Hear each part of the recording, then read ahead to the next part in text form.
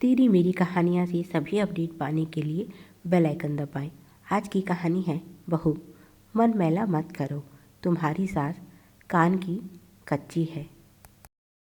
ससुर जी से बात करके भावना बहुत खुश हो जाती है और उनके बताए अनुसार अगली सुबह दोनों सास बहू के लिए नाश्ता बनाती है, पर अकेले ही नाश्ता करके ऑफिस चली जाती है। नीलिमा जी को एक बार नाश्ते के लिए आवाज़ तक नहीं देती। नीलिमा जी भी जाग रही थी और इंतज़ार में थी कि कब भावना उन्हें नाश्ते के लिए बुलाए, पर उसकी इस हरकत पर उन्हें बहुत दुख हुआ। वे सोचने लगी, ज़रा मैंने बहू को डांट क्या दिया, वह तो अपना असली रंग दिखाने लगी।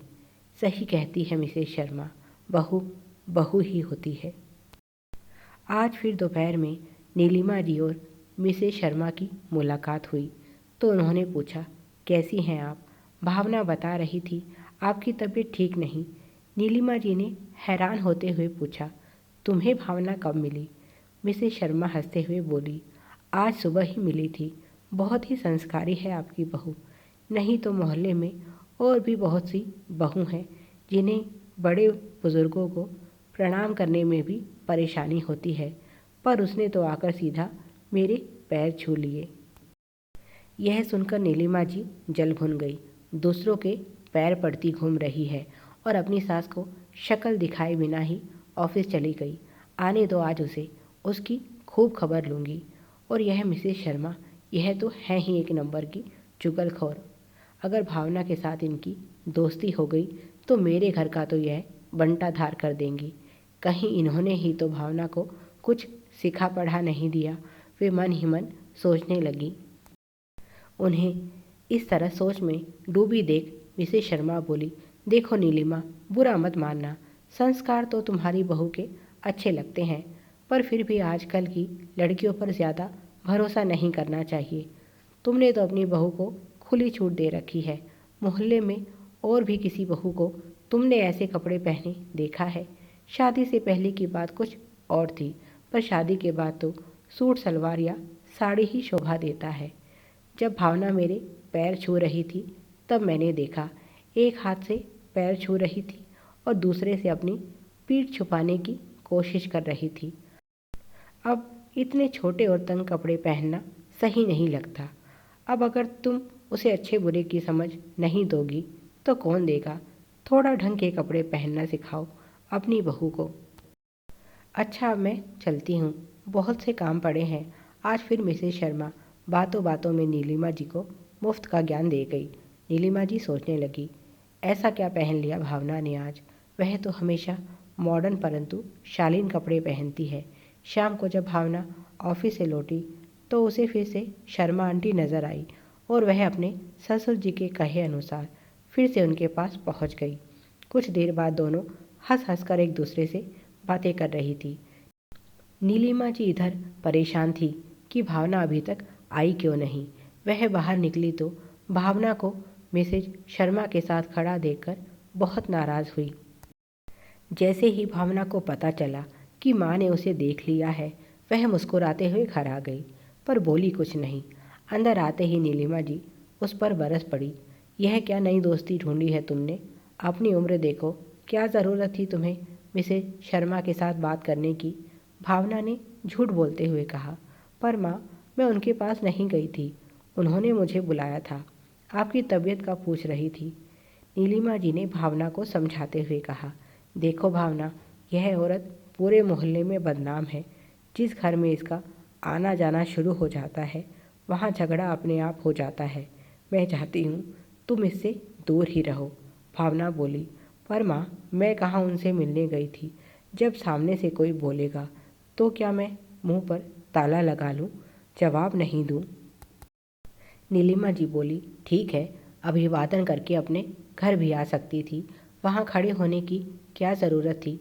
भावना बोली, माँ, माफ़ कीजिए सासू माँ, आजकल आपका व्यवहार कैसा होता जा रहा है। आपको तो लगता है सारी दुनिया में केवल आप ही समझदार हैं, बाकी तो बेवकूफ़ हैं। मुझ पर ज़्यादा हुक्म चलाने की कोशिश मत कीजिए, मैं अपना अच्छा बुरा समझती हूँ। शर्मा आंटी ठीक ही कह रही थी आपके बारे में। नीलिमा जी बोली, क्या कह रही थी वह? मेरे बारे में। भावना ने कंधे उचकाए और बोली, यह तो आप उन्हीं से पूछ लेना। मैं बहुत थक गई हूँ, आराम करना चाहती हूँ।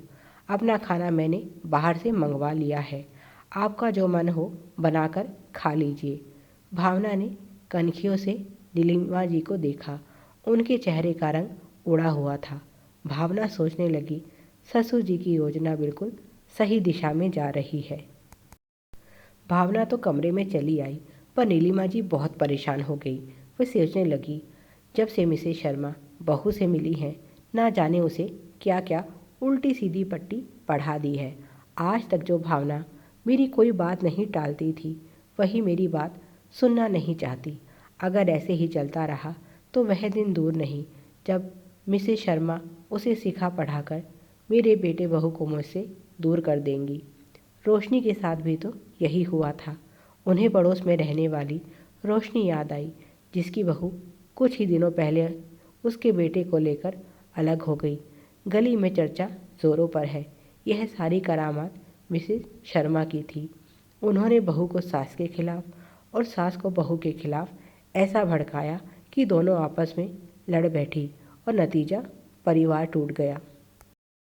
उन्होंने खुद से कहा, नहीं नहीं, मैं ऐसा नहीं होने दूंगी। जब यह घर लौटेंगे तो मैं इन्हें क्या जवाब दूंगी। यह तो शुरू से ही मुझे समझाते आए हैं कि मिसेस शर्मा से दूर रहा करो। यह 15 दिन के लिए घर से दूर क्या गए, घर का नक्शा ही बदल गया। उन्हें भावना का सासू माँ कहना भी अच्छा नहीं लग रहा था।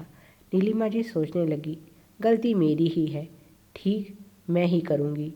कल बहू मुझे मनाने आई थी, उसने कितनी कोशिश की थी, पर मैं मूर्ख दूसरों की बातों में आकर माँ से सास बनने चली थी। अब अगर मैं सास बनूंगी तो भावना मेरी बेटी कैसे रहेगी। अगली सुबह वे जल्दी उठी और नाश्ता बनाया और दोनों सास बहू ने साथ नाश्ता किया। भावना कुछ नहीं बोल रही थी, पर आज नीलिमा जी चुप ही नहीं हो रही थी। आज वे भावना को बाहर तक छोड़ने आई ताकि भावना और मिसेस शर्मा ना मिल पाएं। शाम को भी वे भावना के लौटने से पहले ही बाहर टहलने लगी ताकि मिसेस शर्मा और भावना की मुलाकात ना हो पाए। आज जब भावना रसोई में पहुंची तो खाना पहले से ही तैयार था। वह बोली, सासू माँ, आपको यह सब करने की क्या ज़रूरत थी, मैं बना लेती, बिना वजह परेशानी हुई आपको।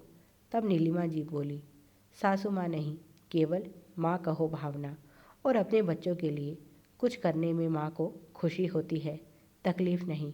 भावना मुस्कुराने लगी और जाकर उनके गले में बाहें डाल दी और सोचने लगी, माँ पिताजी ठीक कहते हैं, आप दिल की बुरी नहीं, बस कान की थोड़ी कच्ची हैं।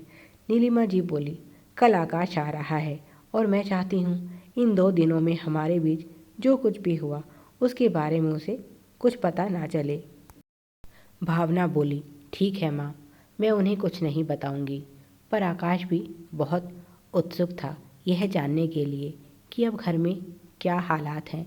उसने आते ही भावना से इस बारे में पूछा, क्योंकि उसे तो सब कुछ पहले जैसा ही लग रहा था। भावना ने बताया कि पिताजी की बताई तरकीब काम कर गई और अब माँ और मेरे बीच में कोई नाराज़गी नहीं है। मुझे तो कुछ करना ही नहीं पड़ा। माँ खुद ब खुद समझ गई। अब तो मेरा पूरा ध्यान रखती हैं कि मैं शर्मा आंटी से मिल ना पाऊँ और ख़ुद भी उनसे दूर ही रहती हैं। सच में पिताजी की मैं बहुत शुक्रगुजार हूँ। उन्होंने अपनी समझदारी से इस खूबसूरत रिश्ते को बिखरने से बचा लिया। आकाश बोला, पर पिताजी कब लौट रहे हैं? भावना बोली, मैंने उनसे बात की थी और उन्हें यहाँ जो भी हुआ सब कुछ बताया। सुनकर वह बहुत खुश हुए और 3 दिन बाद लौट रहे हैं। Please like, share and subscribe. Thanks for watching.